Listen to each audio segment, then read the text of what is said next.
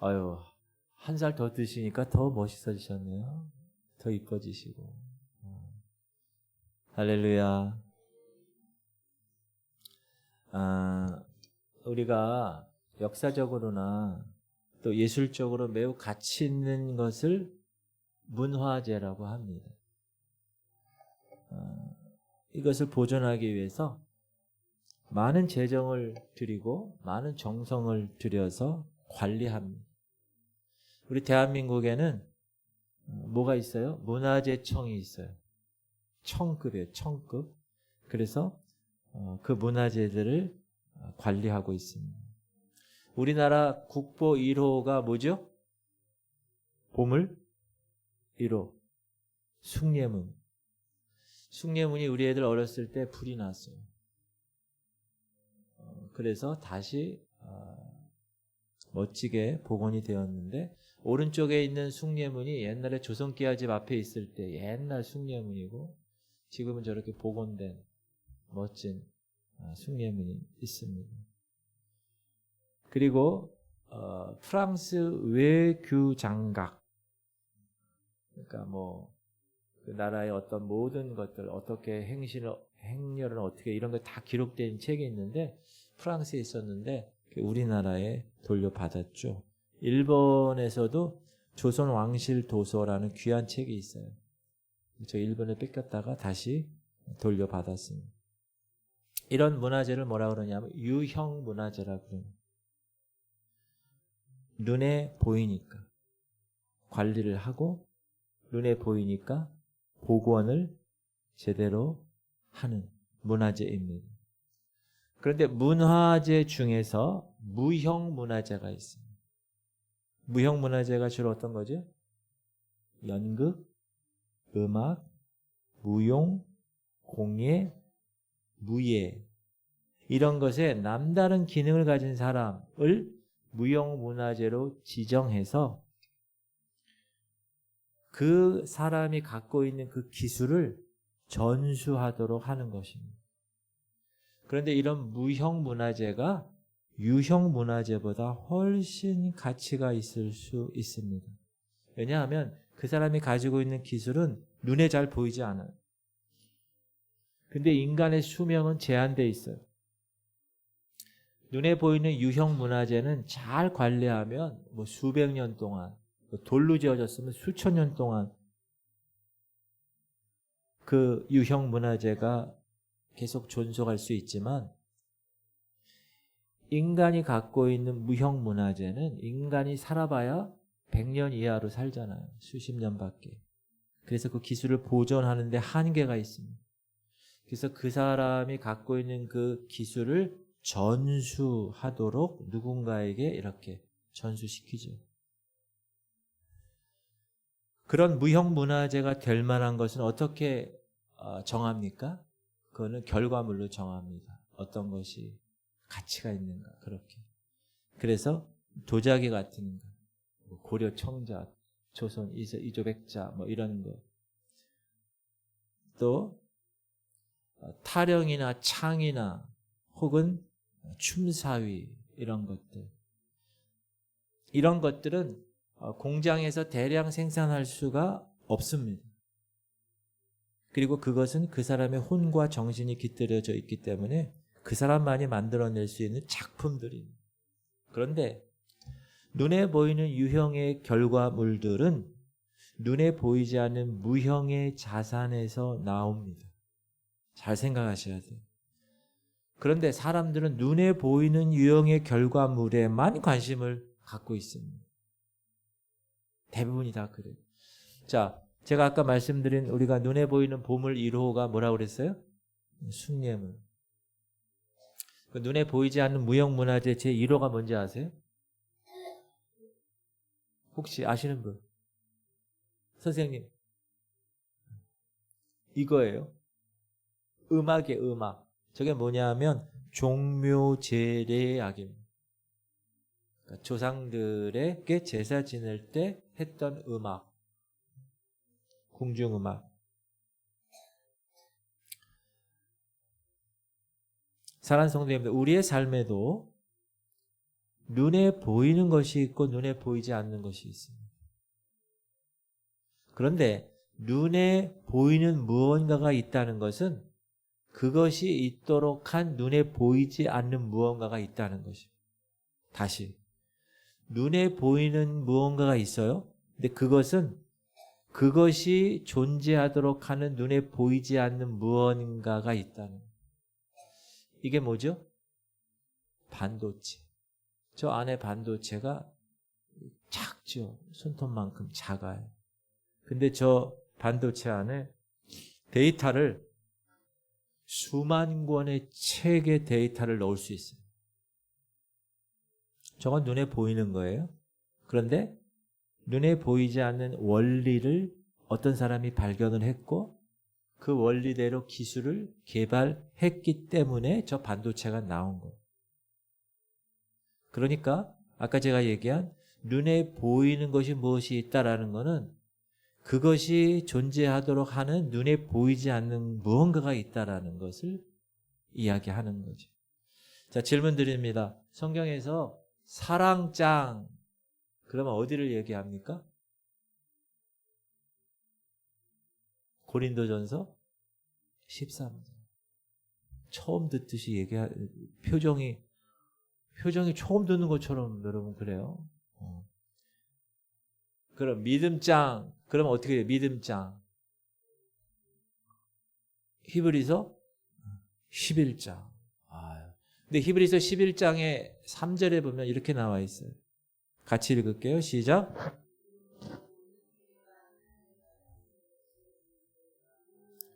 보이는 것은 나타난 것으로 말미암아 된 것이 아니니라. 쉽게 말하면 믿음을 통해서 우리는 이 세상의 모든 것이 보이지 않는 하나님의 말씀으로 창조되었다는 것을 이해합니다. 이것은 우리가 보고 있는 것들이 보이지 않는 어떤 것으로 만들어졌다는 것을 말합니다. 눈에 보이는 이 세계가 하나님 말씀으로 지어진 것을 눈에 보이지 않는 하나님의 말씀으로 지어진 것을 아는 것, 그것이 믿음입니다. 그 뜻이에요. 그러므로 우리는 눈에 보이는 이 세상의 만물을 보면서 그 만물을 존재하게 한 눈에 보이지 않는, 그리고 지금도 그 만물을 다스리고 섭리하고 계시는 보이지 않는 존재가 있다. 그걸 어떤 분은 보이지 않는 손이라고 그래요. Invisible hands. 보이지 않는 손이 있다는 거예요. 그것을 생각해야 한다. 그것이 믿음이 있는 사람이다. 이렇게 얘기하는. 오늘날 사람들은요, 눈에 보이는 감각적인 세상에 빠져 삽니다. 눈에 보이지 않는 것에 대해서 생각하려고 그러질 않아요. 귀찮아해요. 세상이 얼마나 감각적인지 모릅니다. 그래서 특히 요즘 AI가 생겨가지고 무엇이 실체고 무엇이 모방, 이미테이션인지 모르겠어요. 구별하기가 힘들어요. TV를 보세요. TV 옛날 80년대 초에 칼라 TV가 나왔어요. 이만한 진공관. 근데 HD TV가 나왔어요. 고화질. 3D TV가 나왔어요. 스마트 TV가 여러분 집에 있는 스마트 TV. 너무 생생하고 너무 똑똑합니다. 휴대폰을 보세요. 전화를 거는 것만의 휴대폰이 아닙니다. 요즘은. 안 되는 것이 없어요. 휴대폰에 뭐가 다 들어가 있어요? 다 들어가요. 여러분 원하는. 계산기 살 필요 없고, 시계 살 필요 없고, 온도계 살 필요 없고, 모든 게 다 들어가 있어요. 그래서 사진, 제가 오른쪽에 사진이 뭐냐면 진화론자들이 이렇게 그림을 그려서 나중에 맨 끝에 포노사피언스, 원래 사람을 호모사피언스라고 부르는데 사진, 핸드폰을 보고 다닌다고 그래서 포노사피언스라고 부릅니다. 너무도 감각적이고 너무도 현란해져가는 이 세상의 파도, 물질적인 파도, 그 파도에 가만히 있다 보면 자기도 모르게 물질적인 세상에 빠지게 되고 그 물질적인 세상이 전부인 것처럼 생각하게 만든다는 거예요. 그 사람들의 마음이 다 물질 문명으로 다 빼앗겨요. 그것이 중심이 되어 버려버린 세상. 아마 더 할 겁니다. 성경에 더 한다고 나와 있어요. 그래서 우리가 여호와는 나의 목자시니 이게 아니라 이제는 인터넷은 나의 목자시니 스마트 TV는 나의 목자시니 핸드폰은 나의 목자시니 돈은 나의 목자시니 이런 세상에 살고 있다는 거예요. 사랑하는 성도님들, 사단은 눈에 보이는 것이 전부인 것처럼 살기를 원해요. 우리가. 사단의 전략이에요. 눈에 보이는 세상에 가두기를 원해요. 물질이 지배하는 세상에 가두기를 원합니다. 누가요? 사단이. 사랑하는 성도님들 반드시 기억하십시오. 그러나 눈에 보이지 않는 세계가 있다. 그리고 눈에 보이지 않는 그 세계가 눈에 보이는 세상을 컨트롤한다. 그래서 우리는, 저와 여러분은 이 세상을 초월한 눈에 보이지 않는 세상, 하나님께 속해 있는 초월적인 세계가 있음을 알아야 되고 말씀을 통해서 그 초월적인 세계를 추구하며 살아가야 됩니다. 왜? 하나님의 자녀가 되었으니까. 그래서 오늘 본문은 우리에게 무엇이라고 말하느냐? 시작. 그러므로 너희가 그리스도와 함께 다시 살리심을 받았으면 위의 것을 찾으라. 그리스도와 함께 너희가 다시 살리심을 받았으면 무슨 뜻입니까? 너희가 그리스도인이 되었다면, 복음을 통해 죄에 대하여 죽고 하나님의 의에 대하여 살았다면, 구원을 받았다면 그 뜻이에요. 그러면 무엇을 찾으라고요? 위의 것을 찾으라는 거예요. 질문 드립니다. 위의 것이 뭡니까? 목사님, 어디 가면 윗자리, 높은 자리를 차지하라는 뜻일까요? 아니에요. 목사님, 꼬리가 되지 말고 머리가 되라는 말입니까? 아니에요. 그 위라는 거는 그리스도께서 하나님 우편에 계신 곳이다. 이렇게 얘기합니다. 시작. 거기는 그리스도께서 하나님 우편에 앉아 계시는. 무슨 말이에요? 하나님께 속해 있는 것을 찾아, 하나님께 속해 있는 것을 생각해. 그 뜻이에요. 아까 히브리서 11장에 이야기한 보이지 않는 세계를 생각해, 보이지 않는 세계를 찾아.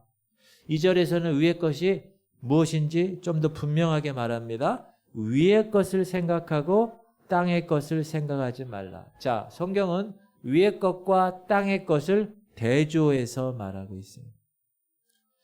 땅의 것이 아니라 그리스도와 함께 살리심을 받았다면 위의 것, 하늘에 속한 것을 추구해라. 영적인 것을 추구하라는 거예요. 질문 드립니다. 땅에 있는 건 무한할까요? 유한할까요? 유한하죠. 그래서 3절에 이는 너희가 죽었고, 죽은 거예요. 이제 유한한 존재는 여러분 죽은 거예요. 이 너희가 죽었고, 이게 무슨 뜻이에요? 그리스도인이 되었다라는 뜻이에요. 무슨 뜻입니까? 더 쉽게 말하면 땅의 것에 대해서 죽었다는 거예요. 그러므로 땅의 것에 대해서 더 반응하지 않는 삶을 살아라. 하늘에 속한 영원한 것에 반응하며 살아라. 그렇게 살도록 되어 있다. 너희들이 정말 그리스도와 함께 죽고 그리스도와 함께 살리심을 받았다면 그렇게 반응하며 살도록 되어져 있다. 너의 생명이 그리스도와 함께 하나님 안에 감추어져 있다. 시작. 너희 생명이 그리스도와 함께 하나님 안에 감추어져 있습니다. 우리는 이 세상에 대해서 이제 죽었어요. 우리의 생명은 그리스도와 함께 이제 하나님께 있다는 거예요. 그거 믿으세요? 하나님께 속한 생명을 여러분 보유했다는 거예요. 소유했다는 거예요. 질문 드립니다. 목사님, 하나님께 속한 생명이 뭡니까? 하나님께 속한 생명이 영생이에요. 영생. 그러므로 반드시 기억하세요. 우리가 구원받은 후 아직 이 땅에서 내가 살아가고 있어요. 그러나 이미 우리는 하늘에 속한 생명을 소유한 사람이라는 거 잊어서는 안 돼요. 아멘. 크게 하세요. 정말 그 잊어버려서는 그게 확신이 없으니까 항상 세상 갔다가 자꾸 왔다 갔다 하는 거예요. 우리의 생명이 누구에게 있다고요? 하나님께 있다고요. 우리의 생명이 하나님께 있기 때문에 이제 하나님께 속한 세계, 영원한 세계, 초월적인 세계의 가치를 추구하도록 살도록 여러분은 그렇게 되어 있다는 거예요. 그걸 꼭 잊지 마세요. 그래서 그렇게 살아가는 것이 하나님의 자녀의 최상의 길이고 최선의 길이라는 거예요. 할렐루야. 사도 바울 보세요. 사도 바울은 평생 복음을 전해서 그는 하나님 예수님을 직접 만난 사람이에요. 다메섹 도상에서. 그리고 이방인을 위한 그릇으로 하나님이 택한 그릇이다. My chosen instrument. 그래서 그는 평생 복음을 전했어요. 이방인을 위해서. 그리고 그 복음을 통해서 거듭난 인생들을 통해서 A 곳에서 사람을 세우고 개척하고 또 다른 교회를 세우고 또 B 지역으로 가서 그렇게 복음을 전하고 그곳에 있는 사람 세우고 또 C 교회를 가고 그리고 복음으로 거듭난 인생은 어떻게 살아야 되는가를 그가 서신서를 써서 A교회, B교회 갔을 때 A교회를 통해서 막 쓰고 문제가 있으면 또 그 교회를 권면하고 그 중에 하나가 자기 영적 자식인 디모데를 위해서 쓴 디모데 보면 잘 읽으세요. 땡땡 친 거 시작. 부하려 하는 자들은 시험과 올무와 여러 가지 어리석고 해로운 욕심에 떨어지나니 곧 사람으로 파멸과 멸망에 빠지게 하는 것. 부하려 하는 자들이에요. 돈을 사랑함이 일만하게 뿌리가 되나니 이것을 탐내는 자들은 미혹을 받아 믿음에서 떠나 많은 근심으로써 자기를 찔렀도다. 오직 너 하나님의 사람아 이것들을 피하고 의와 경건과 믿음과 사랑과 인내와 온유를 따르며 믿음의 선한 싸움을 싸우라. 영생을 취하라. 이를 위하여 네가 부르심을 받았고 많은 증인들 앞에서 선한 증언을 하였도다. 바울은 이 말씀에서 두 가지 그룹의 사람을 구별합니다. 첫 번째, 부하려 하는 자들. 두 번째, 오직 너 하나님의 사람. 하나님의 사람과 하나님의 사람이 아닌 사람을 대조해서 보여줍니다. 성경은 하나님의 사람의 반대가 뭐라고 얘기했어요? 부하려 하는 사람이에요. 표현이 재밌죠? 여러분, 부하려 하는 사람이라는 거는 현재 부하냐 아니냐가 아니에요. 비록 내가 지금 가난해, 부하지 않아. 그래도 부해지려는 마음이 그 중심을 차지하고 있다. 그 사람을 부하려 하는 자라고 말합니다. 근데 그런 사람은 어떻게 한다고요? 욕심에 이끌린다는 거예요. 여러분, 욕심에 이끌리면 판단이 잘못되고 결과 파멸과 멸망에 빠지게 된다. 성경이 그렇게 얘기하고 있는 거예요. 사랑하는 성도님들 반드시 기억하십시오. 이 땅의 것, 눈에 보이는 것을 추구하는 삶의 결과는 뭐라고요? 파멸과 멸망. 부하려 하는 자들, 그래서 돈을 사랑함이 일만하게 뿌리라 이렇게 얘기하고 그런 사람은 믿음에서 떠난 사람이다. 그렇게 얘기해요. 그러면서 권면합니다. 오직 너 하나님의 사람아 이것들을 피하라. 이 땅의 것들을 부하려고 하는 마음을 피하라는 거예요. 여러분, 우리 주변에 욕심에 이끌려서 파멸과 멸망의 길을 간 사람들을 우리는 이미 많이 보고 있습니다. 그러므로 여러분, 하나님이 허락하신 물질 있잖아요. 그 물질을 잘 사용해야 돼요. 목사님, 그리스도인들은 가난하게, 그게 아니에요. 가난하게 살아야 된다는 게 아니에요. 주님이 주신 물질 안에서 자족하면서 어떻게 누릴 줄 알아야 돼요. 그 누리는 게 뭡니까? 나 혼자 잘 먹고 내 새끼 잘 먹이고 키우는 게 그 다가 아니라 성경은 나누고 베풀고 하나님의 선한 일을 위해서 드릴 수 있는 것이 오히려 축복이다. 이렇게 말씀한다는 거예요. 그리고 복음과 함께 고난을 받으라. 이렇게 말씀합니다. 목사님, 우리나라는 지금 교회 다닌다고 그래서 누가 총쏴 죽이는 것도 아니고 감옥에 가는 것도 아닌데요. 어떻게 복음과 함께 고난을 받습니까? 물론 대한민국은 신앙의 자유가 보장된 나라입니다. 근데 복음 때문에 고난받고 복음 때문에 핍박받고 복음 때문에 죽임당하지 않지만 복음과 함께 고난을 받으라는 그 뜻은 지금 우리에게 선진국 3만 불 이하에 지금 잘 살고 있는 우리나라 입장에서 보면 오히려 나눔, 내가 가지고 있는 것들, 하나님이 허락하신 물질들을 어떻게 잘 누리며 나누며 살아갈 수 있는가, 그것이 고난일 수 있다. 여러분, 내가 번 돈 얼마나 아까워요, 쓰기가. 그러나 그거를 가지지 못한 자를 위해서 나누고 베풀고 하나님의 선한 일을 위해서 드릴 수 있다는 것은 너무나 귀한 일이다. 고난 같은 어려움은 있지만 하나님 원하시는 일이다. 그래서 바울은 하나님의 사람은 부활해야 하는 자들이 아니라 세상에 속한 자들이 아니라 하나님의 너가 사람이라면 오직 의와 경건과 믿음과 사랑과 인내와 온유를 따르고 믿음의 선한 싸움을 싸워야 된다. 영생을 취해야 된다. 질문 드립니다. 믿음의 선한 싸움이 어떤 싸움입니까? 영생을 취하기 위한 싸움입니다. 그럼 이 영생이 뭡니까? 의와 경건과 믿음과 사랑과 인내와 온유를 따르는 삶이에요. 한 번 더 읽읍시다. 시작. 오직 너 하나님의 사람아, 이것들을 피하고 의와 경건과 믿음과 사랑과 인내와 온유를 따르며 믿음의 선한 싸움을 싸우라. 영생을 취하라. 이를 위하여 네가 부르심을 받았고 많은 증인들 앞에서 선한 증언을 하였도다. 지금 부하려고 하는 마음과 의와 경건과 믿음과 사랑과 인내와 온유를 따르는 마음 간에 대결이 있다는, 그게 선한 싸움이라는. 이 싸움에서 승리하게 되면 영생을 취하게 된다는.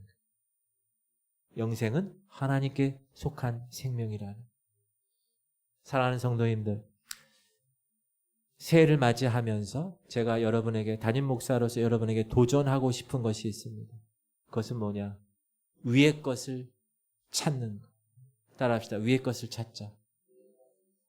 보이지 않는 것을 찾자.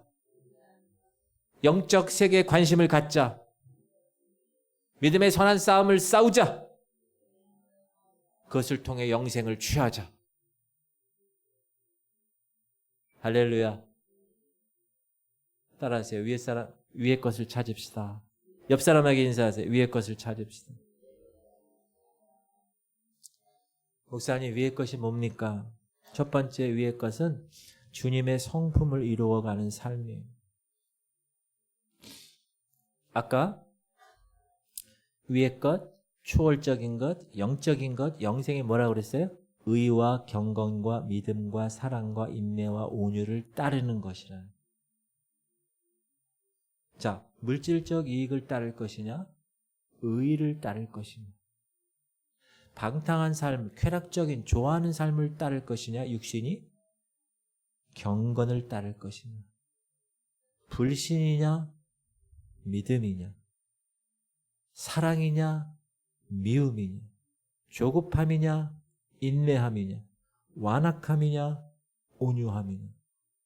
사랑하는 성도들, 우리는 매 순간 무엇을 따를 것이냐는 선택의 싸움을 하고 있는 것. 이것이 영적 전쟁이에요. 이게 믿음의 선한 싸움이에요. 그런데 주님의 성품, 그것을 의, 경건, 믿음, 사랑, 인내, 온유, 이것을 잘 생각해 보면 주님이 그렇게 사신 거예요. 주님의 성품이에요. 이것은 세상의 물질적이고 유한한 열매를 바라며 사는 삶이냐?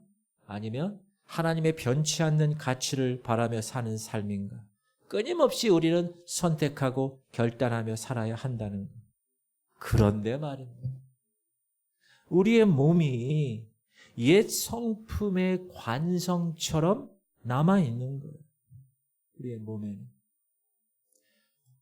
제가 지금 손가락 재활을 하고 있는데 지금 제가 제 오른손으로 힘있게 하면 이 정도 되는 거예요. 암만 세게 해도.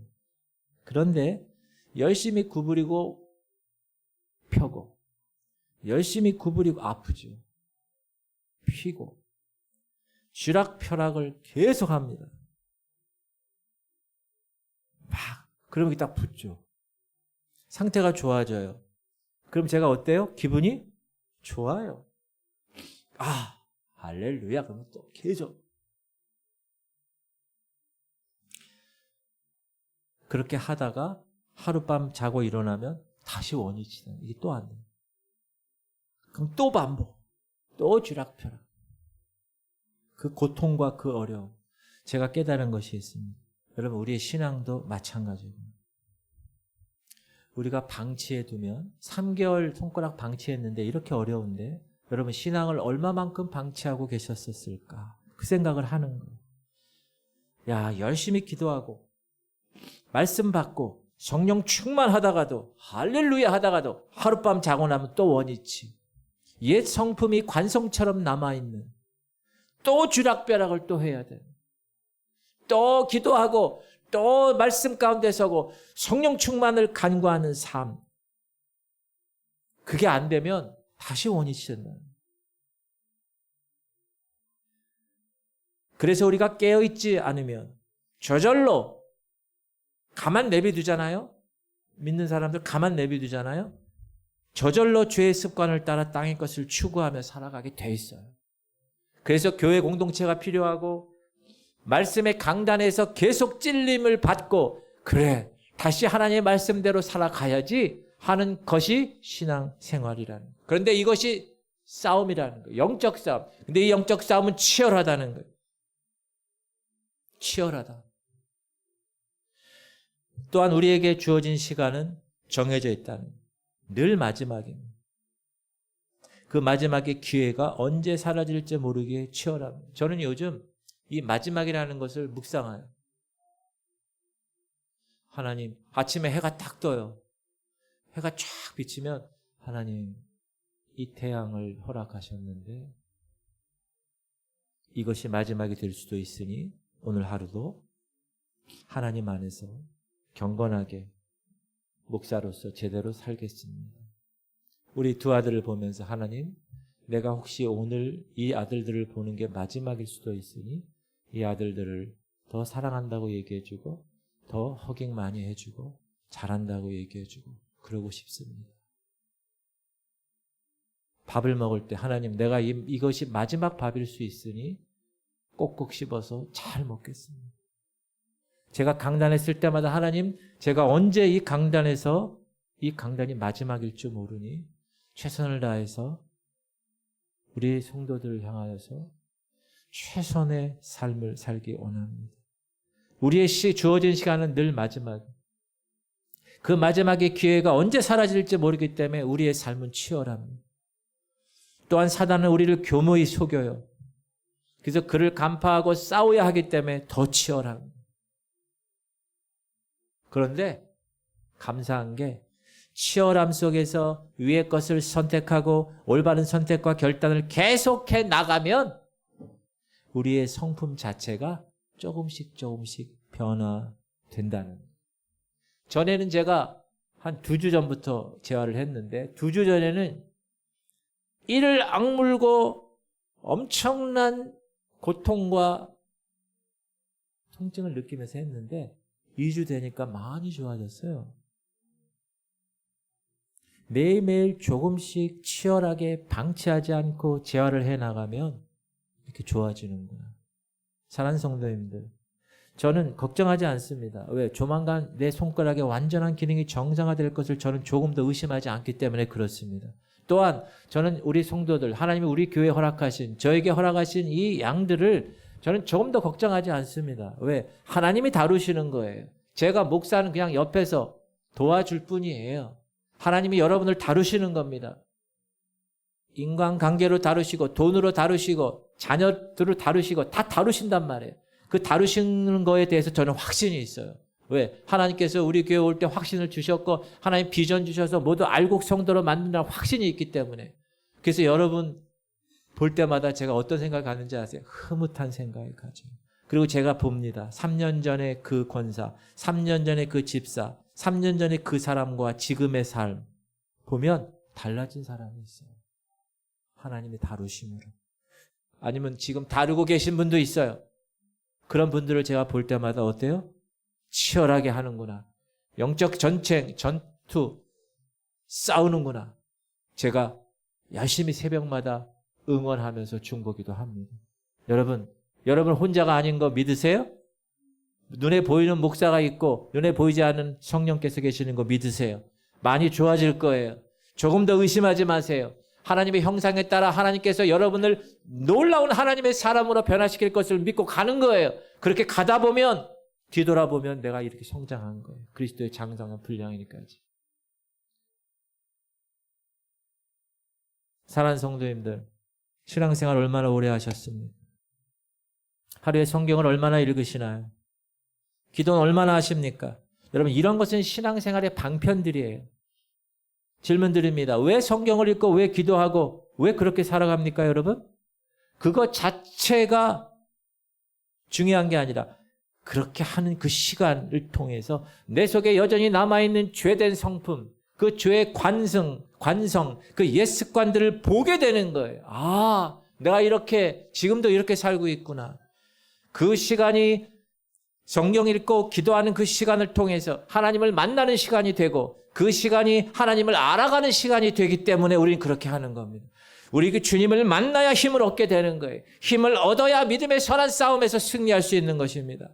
힘도 없고 무기도 없고 아무것도 아닌 배고픈 상태에서 지쳐있는데 어떻게 영적 싸움터에 나가서 싸움을 해요? 무기도 없는데.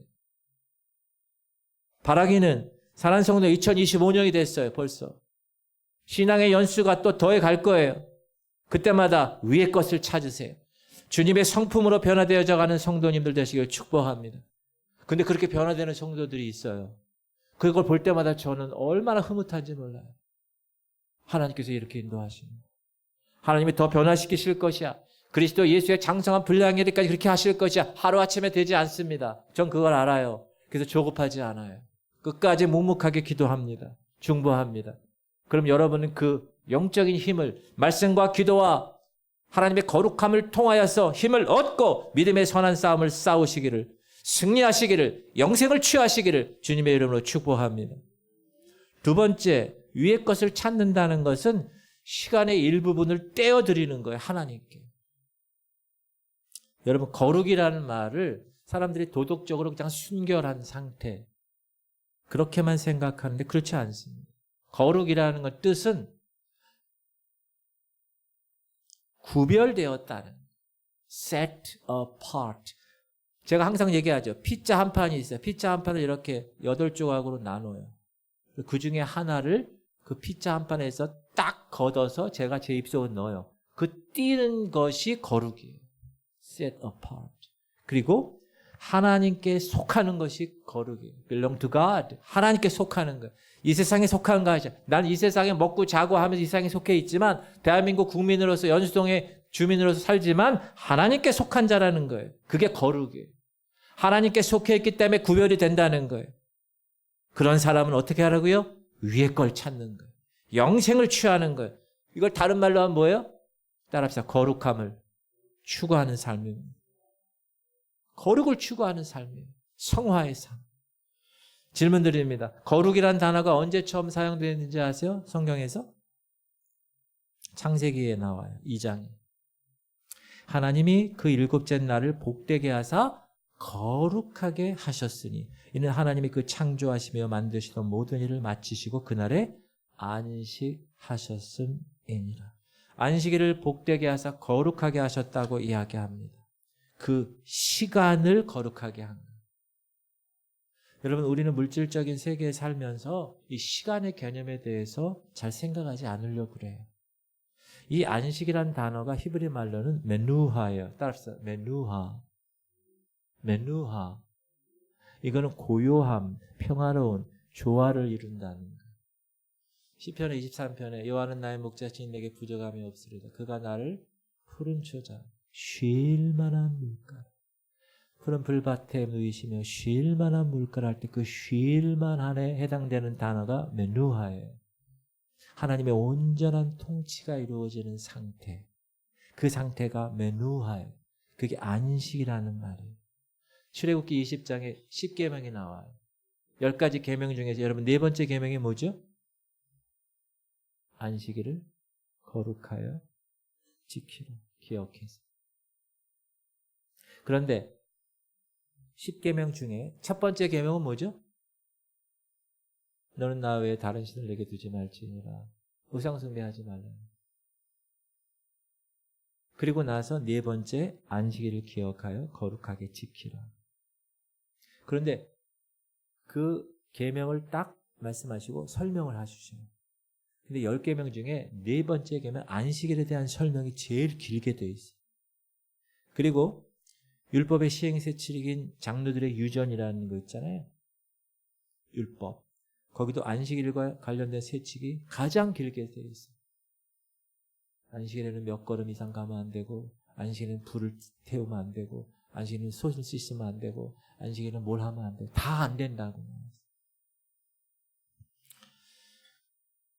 그날에는 아무 일도 하지 말라. 이 말은 뭐냐? 이 땅의 것을 생각하지 말라는 거예요. 이 땅의 것을 생각하지 말라. 무슨 말이냐? 이 땅의 것은 하나님께서 해결하실 터이니 너는 이 땅의 것 생각하지 말고 온전히 하나님이 다스리는 세상, 하나님의 진정한 평강, 샬롬이 지배하는 진정한 안식이 있는 세상을 생각하며 살아. 그게 안식일을 살아가는 사람의 진정한 의미입니다. 하나님이 이스라엘을 책망하시죠? 구약에서 보면. 왜 책망하죠? 제일 먼저 책망하는 게 뭐죠? 우상숭배. 그걸 뭐라 그러시냐? 하나님, 제1계명이 너는 나 외에 다른 신을 내게 두지 말자. 그 1계명을 어기는 거잖아요. 그래서 너 율법을 어겼어. 이렇게 얘기합니다. 근데 율법을 어겼다는 말도 사용하지만 하나님이 동시에 너희가 안식을 범해서 이런 말도 사용하는 거예요. 그러니까 하나님은 율법과 안식을 같은 의미로 사용하셨다는 거예요. 질문 드립니다. 이스라엘 백성들이 완전히 망해버리죠. 북이스라엘은 아수르에게 망해버리고요. 조금 있다가 유다가 이 바벨론의 포로로 완전히 망해버려요. 바벨론으로 다 끌려가죠. 다 끌려가서 바벨론에서 몇 년 동안 있어요? 어떻게 하셨어요? 70년 동안. 그럼 여기 끌려간 이 땅에는 뭐가 있어요? 아무도 없는 거 다 끌려갔습니다. 질문 드립니다. 왜 70년 동안 바벨론의 포로로 잡혀갔을까요? 한 7년, 한 50년, 뭐 한 몇백 년 이렇게 하지 않고 왜 딱 70년일까요? 목사님과 하나님 마음 아닐까요?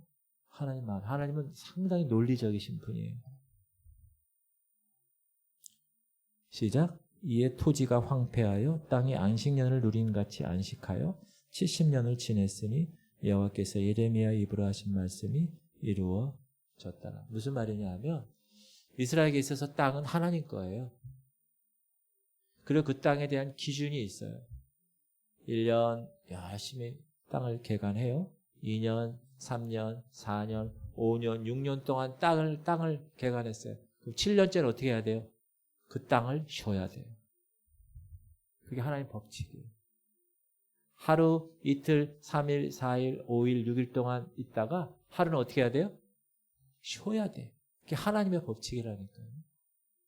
그런데 모세가 이스라엘을 애굽에서 끌고 출애굽해가지고 가나안 땅에 이제 들어갔잖아요. 약속의 땅에.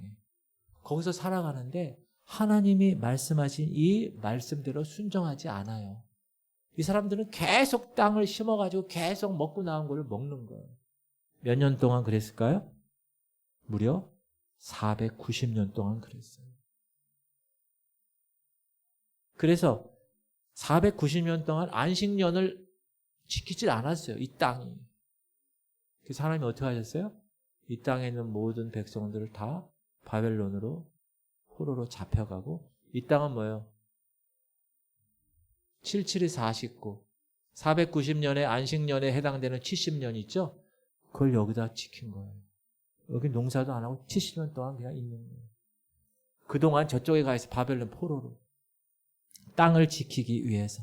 가나안 땅에서 지키지 않았던 무려 490년 동안의 안식일을 이방 땅에서 포로로 만들어서 70년 동안 강제로 지키신 것입니다. 무슨 말이에요? 하나님은 이만큼 안식일, 안식년, 희년에 대해서 중요하게 다루셨다는 거예요. 그러면 질문해야 돼. 왜 하나님이 그렇게 중요하게 다루셨습니까? 안식년, 안식일, 희년을 왜 지킬 수 있는 것이 왜 이렇게 중요합니까? 그것이 믿음의 싸움이기 때문에 그래요. 목사님 무슨 말인가? 보세요. 7일 중에 하루를 쉬고 7년 중에 1년을 쉬어도 하나님이 내게 먹이신다는 확신이 있어야 쉴 수 있는. 그렇지 않아요? 근데 사실은 여러분 6일을 열심히 일했으니까 하루를 쉬는 게 아니에요. 하루를 온전히 하나님 앞에서 거룩하게 안식했기 때문에 이제 6일 동안 그 안식일에 만난 하나님의 그 힘으로 주시는 힘으로 나머지 6일도 의미 있게 일할 수 있다는 그 힘을 가지고. 달력 보세요. 달력. 맨 앞에 빨간 날이 나오죠? 그게 뭐예요? 주일이잖아요. 주일이 맨 끝에 있지 않습니다. 월, 화, 수, 목, 금, 토 주가 아니에요. 주, 월, 화, 수, 목, 금, 토예요. 7일간의 날 중에서 제일 첫째 날, 하나님이 허락하신 그 날, 하나님의 날을 여러분이 얼마큼 온전히 거룩하게 안식했느냐에 따라서 나머지 월, 화, 수, 목, 금, 토 6일이 결정된다. 여러분 그런 믿음이 있으세요? 그래서 안식일을 지키는 겁니다. 복음서에서 보면 예수님이 여러 가지 이적을 많이 행하시잖아요. 근데 의도적으로 안식일에 이적을 행하세요. 그러니까 바리새인들이 그것 때문에 죽이기로 하는 거예요, 예수님을. 왜? 예수님도 유대인이잖아요. 바리새인도 유대인이에요. 유대인 율법에 보면 안식일에 일을 하면 안 되는데 안식일에 병을 고치고 소경을 고치고 일으키고 막 이렇게 하니까. 그러니까 바리새인 눈으로 볼 때는 문자적으로 안식을 지키는 바리새인 눈으로 볼 때는 예수님이 안식일을 안 지키는 거예요. 멸시하는 거예요. 근데 거기다 더군다나 예수님 뭐라고 그러시냐 하면 인자는 안식일의 주인이니라. 사실 이 말은 무슨 말이냐? 예수 그리스도 안에 있으면 진정한 안식에 참여하게 된다는 말이 원래는. 예수님을 믿는 것을 통해서만 영원한 안식의 세계에 들어갈 수 있다는 거예요. 하나님이 온전히 다스리는 영원한 안식. 여러분, 나중에 여러분이 이제 저 안식할 그곳 소망하고 계십니까? 그곳은 예수 그리스도를 믿는 것을 통해서만 갈 수 있다는 거예요. 그래서 우리는 일정한 시간을 떼어서 안식을 누려야 되는 거죠. 안식일은 무작정 쉬는 일이 아니라 참 안식이신 예수님을 그날 만나는 거예요. 내가 그분 안에 있다는 것을 확인하는 거예요. 그게 안식이고 거룩한, 그게 주일입니다. 그게 예배입니다. 여러분은 2025년 첫 주일을, 예배를 이곳에서 하나님의 거룩함으로 지내고 계십니다. 할렐루야. 그래서 하나님의 안식일을 거룩하게 보내라고 하는 것은 이렇게 참 안식을 누리는 것, 우리가 하나님께 속해 있는 걸 깨닫는 삶이 참으로 복된 삶이니까 그렇게 하라는 거지, 안식일 범하는 사람 벌 주기 위해서 그렇게 한 게 아니라는 거예요. 그래서 주일에 와서 예배 드리는 것이 여러분 잘 들으셔야 됩니다. 하나님께 의무사항을 치르기 위한 의무방어전으로 그렇게 와서 하는 게 아니에요. 그냥 목사님께 눈도장 찍고 하나님 저 왔습니다 여기. 아이고 하나님께 해야 할 도리 했구나. 그렇게 생각해서는 안 된다는 거예요. 그거는 베이비 수준이에요. 베이비. 우리는 이제 하나님이 다스리는 나라는 어떤 것인가, 하나님께 속해 있고 하나님 나라 백성이라는 것을 깊이 생각하는 시간이 되어야 돼요. 이 안식하는 시간에. 그래서 하나님이 복 주시고 거룩하게 하시는 거예요. 일주일의 첫 시간, 주일, 첫 열매로 드리는 거예요. 이렇게 안식의 시간을 보낸 사람만이 나머지 6일도 의미 있고 복되게 살 수 있도록 하는 것입니다. 그래서 위의 것을 찾으라는 것은 하나님이 허락하시는 안식일인 주일을 거룩하게 내가 성수한다는 거예요. 주일 예배를 통해 하나님을 만나고 내가 그분 안에 있다는 것을 자꾸 확인하는 작업이에요. 가만 내비두면 어떻게 돼요? 원위치 됩니다. 옛 습관의 관성이 여러분 육이 있는 한 계속 삐지고 올라와요. 그것을 여러분이 어떻게 해야 됩니까? 계속 말씀으로 눌러서 하나님의 사람으로 살아갈 수 있어야 됩니다. 바라기는 여러분 시간을 띄우셔야 돼요. Set apart. 띄어내서 주님의 것으로, 주님의 시간, 주님의 날로 결정하고 매일 하나님의 그 속해 있는 삶을 살아가는 여러분 되시길 주님의 이름으로 축복합니다. 2025년도는 주일 성수하시길 바랍니다. 어떻게 해서든지 내가 주일날 하나님의 은혜를 받고 속한 삶을 살았기에 나머지 6일도 살아갈 수 있는 힘이 있는 것이다. 그렇게 생각하셔야 돼요. 그냥 6일날 띵까띵까하고 세상에 살다가 하루 그냥 아이고 그냥 가주지 뭐. 목사님한테 눈도장 찍어주지 뭐. 여러분 하나님께 적선하는 날이 아니에요. 결코. 주일은. 내가 주일날 하나님을 만나고 하나님 백성이라는 것을 깊이 묵상하고 그 시간을 드림으로 나머지 6일을 내가 하나님의 힘으로 살겠다. 결단하는 시간입니다. 그 시간대로 성숙해지는 여러분 되시기 바랍니다. 세 번째, 위의 것을 찾는다는 것은 늘 하나님 앞에서의 삶을 선택한다는 것. 우리는 여러분 하나님 보여요? 안 보여요? 안 보여요. 그런데 보이지 않는 하나님을 늘 보는 것처럼 살아야 합니다. 다시 눈에 보이지 않는 하나님을 눈에 보이는 것처럼 살아는 거예요. 안 보이는데 거짓말하고 살라는 것이 아니라 보이지 않지만 늘 내 곁에 계신 것으로 여기고 사는 거예요. 간주하고 사는 거예요. 다른 말로 얘기하면 하나님의 임재를 항상 추구하는 거예요. 여러분 우리의 많은 신앙의 선배들이 하나님 앞에서라는 말을 많이 했어요. In front of God, 하나님 앞에서의 삶. 코람데오, 라틴어로. 내가 무엇을 하든지 내가 하나님 앞에서 행한다고 생각하는 거예요. 그러면 여러분의 삶의 행동이 어떻게 될까요? 바른 삶을 살게 되는 거예요. 여러분은 잘 못 느낄 수 있지만 여러분 안에 하나님이 계시는 거 믿으시기 바랍니다. 그러므로 우리가 어떻게 죄를 지을 수 있겠어요? 없어요. 우리 죄에 대해서 이미 죽은 존재예요. 세례 받을 때 물속에 들어갈 때 죄에 대하여 죽었어요. 다시 일어날 때 의에 대해서 부활해서 일어난 거예요. 첫 열매 예수님이 부활하신 것처럼. 그래서 우리는 부활한 존재로 살아가는 거예요. 영적인 존재로. 그래서 하나님이 하나님 앞에서의 삶을 산다는 것은 계속적인 내 마음 가운데 주님이 안에 계시고 나의 안에 거하라. 주님이 계속 말씀하시는 내 안에 거하라. Abide in me. 나의 거하. 매 순간 하나님의 임재를 추구하라는 거예요. 나 같은 초라한 존재 속에 그 존귀하신 주님이 계시다는 거예요. 그걸 잊지 말라는 거예요. 어디서 뭘 하든지 여러분이. 그것이 신앙이니. 그것이 빛을 발하는 하나님의 백성입니다. 시편 기자가 목마른 사슴이 시냇물을 찾아 헤매듯이 내 영혼이 주를 갈망합니다. 이건 여러분 시편 기자의 고백만이 아니고 우리 모두의 고백이 될 줄 믿습니다. 여러분 하나님을 향한 갈급함이 있어야 돼요. 내 안에 하나님의 생명 영생이 들어와서 작동하게 된 이상 우리는 하나님 없이 살 수가 없습니다. 하나님을 갈급하게 찾으며 살게 되어 있어요. 이제는. 그래서 정상적인 사람이라면 여러분이 영적으로 지금 살아있는 사람이라면 아유 주일날 한 번 예배 가지고는 안 되겠구나. 내가 수요 예배도 금요 예배도 내가 새벽 예배도 나와서 하나님을 갈망해야지. 그런 마음이 나오는 게 당연한 거예요. 그렇게 사시게 하나님이 그렇게 작동하게 하셨기 때문에. 그런데 우리는 그렇게 생각하지 않아요. 그리고 신앙생활 하는 것이 하나님으로부터 축복, 하나님으로부터의 선물, 하나님이 잘되게 하시겠지 거기에만 관심이 있다는 거예요. 하나님의 손에만 관심이 있다는 거예요. 하나님의 얼굴에는 관심이 없어요. 하나님의 존재 자체에 관심이 없어요.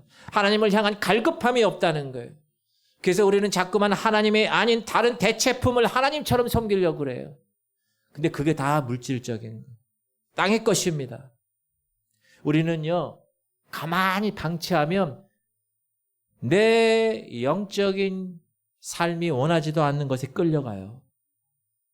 사랑하는 성도님들, 바라기는 여러분 내면의 소리를 들으실 수 있어야 돼요. 여러분 내면에 지금 무슨 소리가 들립니까? 무엇에 갈급해 있는지 여러분 발견하셔야 돼요. 하나님을 향한 갈구함. 하나님을 아는 거예요. 여러분, 예수 그리스도에 대해서 알고 하나님에 대해서 다 알아요. 그게 중요하지 않아요. 여기에 다 알아. 어떤 사람. 그러나 to know about Jesus가 아니라 예수님에 관해서 아는 게 아니라 to know Jesus. 예수님을 아셔야 합니다. 여러분이 지식적으로 성경을 통해서 아는 게 여기 다 있어요. 그게 가슴으로 내려와야 돼요.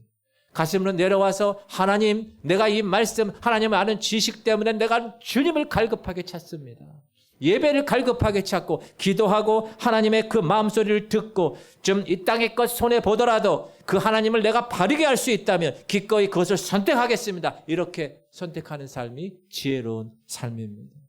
2025년도 그렇게 되길 축복합니다. 사랑하는 성도님들, 크리스찬과 난 크리스찬의 무엇이 다릅니까?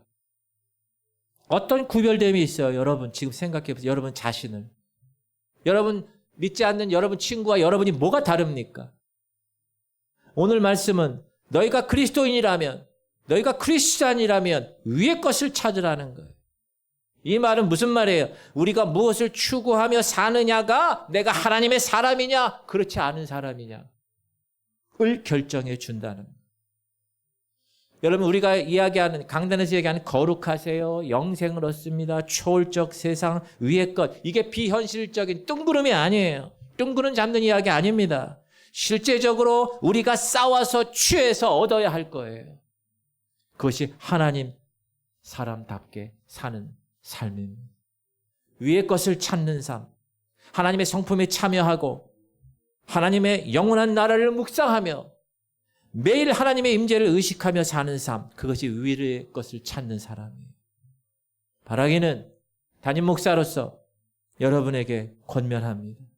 여러분 마음을 가득 채울 수 있도록 2025년도는 부지런히 깨어있기를 축복합니다. 얼마나 분주한 세상입니까? 폭풍처럼 휘몰아오는 변화의 소용돌이가 여러분을 잡고 있어요. 지금 막 세상적인 것들이. 거기서 여러분이 일어나야 돼요. 싸워서 이겨야 돼요. 넘어지면 안 됩니다. 주님 안에서 진정한 안식을 경험할 수 있어야 돼.